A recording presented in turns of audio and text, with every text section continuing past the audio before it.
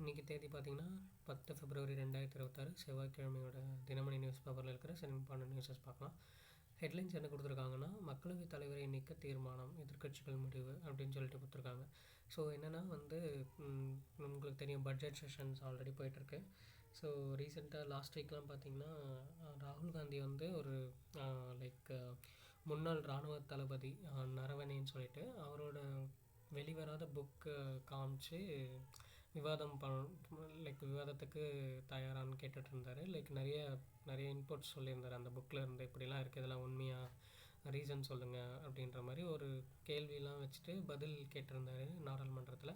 ஆனால் அதுக்கு மக்களவைத் தலைவர் பாஜக எம்பிக்கள் யாருமே சரியான பதில் சொல்லாமல் வெளிநடப்பும் செஞ்சுருந்தாங்க இல்லையா. ஸோ இதை பேஸ் பண்ணி இப்போது என்னென்னா எவ்வளோ தான் எதிர்க்கட்சிகள் இது பண்ணாலும் அவங்களுக்கு பேச வாய்ப்பு இல்லை. ராகுல் காந்தி பேசும்போதெல்லாம் அவரோட மைக் ஆஃப் பண்ணிடுறாங்க. அந்த மாதிரிலாம் நிறைய குற்றச்சாட்டுலாம் சொல்லியிருந்தாங்க. ஓகே, ஸோ இவங்களும் நிறைய வெளிநடப்புலாம் பண்ணியிருந்தாங்க இல்லையா. இது அரசியல் இப்படி தான் இருக்கும். ஸோ இப்போ என்ன பண்ண போகிறாங்கன்னா, இவங்க அவங்களோட எதிர்ப்பை காட்டுறதுக்காக அந்த மக்களவைத் தலைவர், அதாவது லோக்சபா ஸ்பீக்கர் இருக்கார் இல்லையா, ஓம் பிர்லா, அவரை நீக்க போகிறதுக்கு ஒரு தீர்மானம் கொண்டு வர போகிறாங்க. ஓகே, மக்களவையிலே லோக்சபாலே. ஸோ இதுக்கு என்னென்னா ஃபஸ்ட்டு நம்ம என்ன தெரிஞ்சுக்கணும் எக்ஸாம் பாயிண்ட் ஆஃப் வியூவில் அப்படின்னு பார்த்திங்கன்னா, இதுக்கு என்ன ஆர்டிக்கல் யூஸ் ஆகுது அப்படின்னு சொல்லிட்டு பார்க்கலாம். இங்கே கொடுத்துருக்காங்க பாருங்கள். ஆர்டிக்கல் அரசமைப்பு சட்டத்தின் 94C பிரிவுக்குட்பட்டு இந்த தீர்மானத்தை தாக்கல் செய்ய வாய்ப்புள்ளது. ஸோ அப்போ என்னென்னா 94C தான் removal of Lok Sabha speaker. Okay, நீங்கள் கூகுளில் படித்து பார்த்தனாலும் தெரியும். ஸோ நம்ம ஜஸ்ட் தெரிஞ்சுக்கிறோம். ஓகே, ஸோ இதில் என்னென்னா, தீர்மானத்தின் போது எதிர்க்கட்சிகளை சேர்ந்த 100க்கும் மேற்பட்ட எம்பிக்களின் கையொப்பம் பெறப்பட்டு விட்டது. மேலும் பல எம்பிக்கள் கையொப்பம் வாங்கும் பணி நடக்கிறது. ஸோ இதுக்கு ஒரு பெட்டிஷன் மாதிரி ஒன்று போட்டு, ஸோ லோக்சபா ஸ்பீக்கர் நீக்கிறதுக்கு ஒரு பர்டிகுலர் டைம் பீரியடில் இவ்வளோ பேர் வாக்கு எடுக்கணும், ஓட்டிங் பண்ணணும் அப்படின்னு சொல்லிகிட்டே இருக்குது. ஸோ அந்த மாதிரி ஓட்டிங் நடந்துருச்சு அப்படின்னா அவங்கள ரிமூவ் பண்ணலாம். பட் அது பாசிபிள் இல்லை இல்லையா. ஏன்னா இவங்களுக்கு ஸ்ட்ரென்த்து கம்மியாக இருக்குது, பாஜக ஆளுங்கட்சிக்கு ஸ்ட்ரென்த் அதிகமாக இருக்குது. ஸோ கண்டிப்பாக அது பாசிபிள் இல்லை. பட் அவங்களோட எதிர்ப்பை காட்டுறதுக்காக இந்த மாதிரி பண்ணுறாங்க. ஓகே, ஸோ அதே மாதிரி நம்ம இன்னொன்று என்னென்னு தெரிஞ்சுக்கணுன்னா, இந்த மாதிரி யாரையாச்சும் ரிமூவ் பண்ணியிருக்காங்களா லோக்சபாவில் அப்படின்னு சொல்லிட்டு பார்க்கணும். அப்படி பார்த்தா இல்லை. ஆனால் 3 வாட்டி தீர்மானம் மட்டும் கொண்டு வந்திருக்காங்க 3 பேருக்கு எதிராக. ஃபஸ்ட்டு பார்த்திங்கன்னா முதல் எம்வி மலவாங்கர் அப்படின்றவருக்கு கொண்டு வந்திருக்காங்க. செகண்ட் பார்த்திங்கன்னா ஹுக்கும் சிங் அப்படின்றவருக்கு. தேர்டு பார்த்திங்கன்னா பல்ராம் ஜாக்கருக்கு. ஸோ பல்ராம் ஜாக்கர் அப்படின்றவருக்கும் இந்த மாதிரி ஒரு தீர்மானம் கொண்டு வந்துப்பட்டு அது நிறைவேற்றப்படாமல் தோற்கடிக்கப்பட்டிருக்கு. ஓகே, ஸோ அதுதான் நம்ம தெரிஞ்சுக்கணும். இது 4th டைம் இந்த ஓம் பிர்லாக்காக இது கொண்டு வர போகிறாங்க இன்றைக்கி. ஸோ பார்ப்போம். இது ஜஸ்ட் ஒரு எதிர்ப்பு தான். இது கண்டிப்பாக நிறைவேற போகிறதில்லன்னு நமக்கு எல்லாருக்குமே தெரியும். ஆனால் ஆளுங்கட்சிக்கிட்ட நிறைய எம்பிஸ் இருக்குது. அவங்க கண்டிப்பாக இவங்களுக்கு ஈக்குவலான ஸ்ட்ரென்த்து அவங்கக்கிட்ட இல்லை இல்லையா எதிர்கட்சிக்கிட்ட. ஸோ பார்ப்போம் என்னென்னு. ஓகே, அப்படியே நெக்ஸ்ட் வந்தீங்கன்னா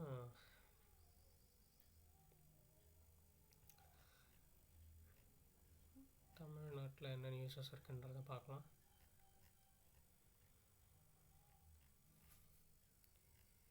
ஓகே, இங்கே ஒன்று கொடுத்துருந்தாங்க. கொத்தடிமை தொழிலாளர்கள் இல்லாத மாநிலமாக தமிழகம் உருவாக்கப்படும்.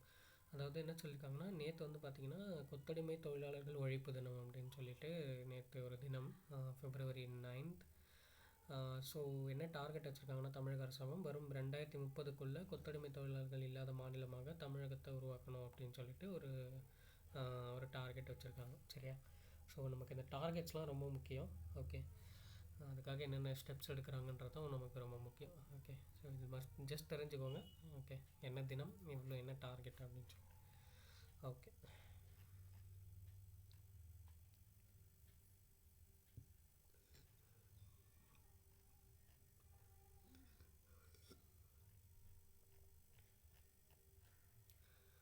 அப்படியே ஆர்டிக்கல் வந்தோம்னா இன்றைக்கி இம்பார்ட்டண்ட்டாக நோட் பண்ணுற மாதிரி எதுவும் இல்லை ஆர்டிக்கலில். அப்படியே ஸ்கிப் பண்ணிக்கலாம். நெக்ஸ்ட்டு பார்த்திங்கன்னா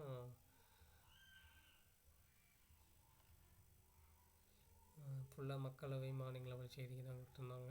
ஸோ நெக்ஸ்ட் ஆக்சுவலாக வந்து மலேசியாவுக்கு நம்மளுடைய பள்ளி மாணவர்கள் நிறைய போட்டியில் ஜெயித்தவங்களெல்லாம் கல்வி சுற்றுலா செல்ல கொண்டு போகிறாங்க. ஸோ அதை பற்றி கொடுத்துருந்தாங்க. இது அவ்வளோ இம்பார்ட்டண்ட் இல்லை. அப்படியே எப்படி வந்தோன்னா ஸ்கிப் பண்ணிக்கலாம்.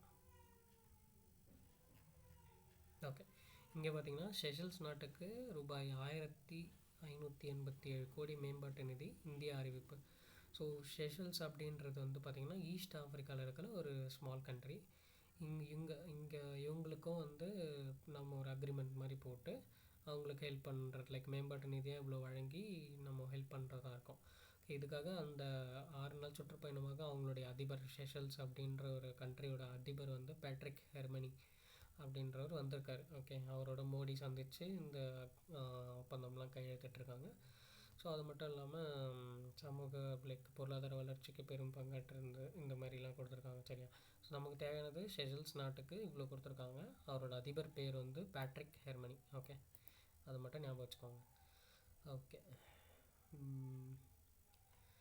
இங்கே அப்படியே ஃபுல்லாக நாடாளுமன்ற நியூஸ் தான், அரசியல் செய்திகள்ன்றதுலாம் ஸ்கிப் பண்ணிக்கலாம்.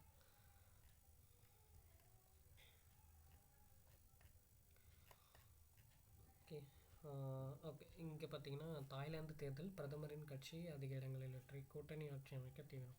ஸோ நம்ம நேற்று பார்த்துருந்தோம், ஜப்பான்லேயும் தாய்லாந்துலேயும் எலெக்ஷன்ஸ் நடந்தது அப்படின்னு சொல்லிட்டு. ஜப்பானில் வந்து அவங்க ஆளுங்கட்சி சனே தக்காய்ச்சி அவங்களுடைய பார்ட்டி தான் வின் பண்ணியிருக்கு. அதே மாதிரி தாய்லாந்துலேயும் வந்து ஏற்கனவே ஆட்சியில் இருந்த பிரதமர் அனுதின் சான்வியா அவருடைய பூம் ஜெய்தாய் கட்சி அவங்களுடைய பார்ட்டி தான் ஜெயிச்சிருக்கு.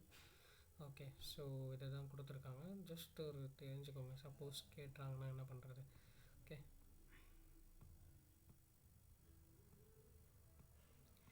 கடைசியாக பார்த்தீங்கன்னா இங்கே கொடுத்தாங்க, மாநிலம் முழுவதும் தூய்மை பணியாளர்களுக்கு உணவு விரிவாக்க திட்டத்தை. ஸோ இது ஆல்ரெடி பார்த்துருந்தோம் இல்லையா? தூய்மை பணியாளர்கள் வந்து அவங்களுடைய உயர்வு, சம்பள உயர்வுக்காக போராடிட்டு இருந்தாங்கன்னு சொல்லிட்டு பார்த்துருந்தோம். லாஸ்ட் இயர்லாம் ரொம்ப இதுவாக இருந்துச்சு. லைக் ஜூலைலேருந்து ஆரம்பித்து ஒரு ஆகஸ்ட்டு, செப்டம்பர், அக்டோபர் வரைக்குமே அவங்க போராட்டம் நீண்டுட்டு இருந்தாங்க. அப்புறம் நவம்பரில் தான் வந்து பேச்சுவார்த்தை நடத்தி சம்பளமும் ஏற்றுறோம், காலை உணவுகளும் கொடுக்குறோம் அப்படின்னு சொல்லிட்டு ஒரு திட்டத்தை அறிவிச்சிருந்தாங்க. நவம்பரில் அது வந்து சென்னையில் தொடங்கியிருந்தாங்க இனிஷியலாக. அப்போ என்ன சொல்லியிருந்தாங்கன்னா, எல்லா ஊர்களுக்கும் இது தொடங்கப்படும், எல்லா நகராட்சிகளுக்கும் இது விரிவுபடுத்தப்படும் அப்படின்னு. ஸோ இப்போ பார்த்தீங்கன்னா செகண்ட் எக்ஸ்டென்ஷனாக வந்து திருவள்ளூரில் தொடங்கி வச்சுருக்காங்க. ஓகே, ஸோ ஜஸ்ட்டு தெரிஞ்சுக்கோங்க, செகண்ட் ஃபேஸ் எங்கே ஸ்டார்ட் ஆச்சுன்னா திருவள்ளூரில். ஓகே, அதுவும் எந்த ஊருன்னு பார்த்தீங்கன்னா திருவள்ளூர் அருகே போலிவாக்கம் ஊராட்சியில். ஓகே, சரி. ஓகே, இப்போது நெக்ஸ்ட்டு பார்த்தீங்கன்னா கடைசியாக ஒன்று இருந்துச்சு. இங்கே வந்து லட்சத்தீவில் வந்து கண்டெடுக்கப்பட்ட புதிய நண்டுக்கு அண்ணாமலை பல்கலைக்கழக அரசின் பேர். ஸோ லட்சத்தீவில் வந்து அகத்தின்னு ஒரு தீவு இருக்குது. அங்கே நிறைய தீவு இருக்குது, ஆனால் அகத்தின்ற ஒரு தீவில் நிறைய இந்த உயிரினங்கள்லாம் இருக்குது, ஸ்பீஷீஸ்லாம். ஸோ அதில் பார்த்திங்கன்னா வந்து காலத்தியா அப்படின்ற ஒரு இனத்தை சார்ந்த ஒரு நண்டு ஒன்று கண்டுபிடிச்சிருக்காங்க. அதுக்கு வந்து பார்த்திங்கன்னா காலத்தியா பாலசுப்ரமணி அப்படின்னு பெயரிட்டிருக்காங்க. ஸோ இது வித்தியாசமாக இருந்ததால் கொடுத்துருக்காங்க, நம்மளும் நோட் பண்ணி வச்சுக்கோங்க எக்ஸாம் பாயிண்ட் ஆஃப் வியூவில். அவ்வளோதான் இன்றைக்கி இருந்த முக்கியமான நியூஸஸ். நாளைக்கு சந்திக்கலாம். தேங்க்யூ.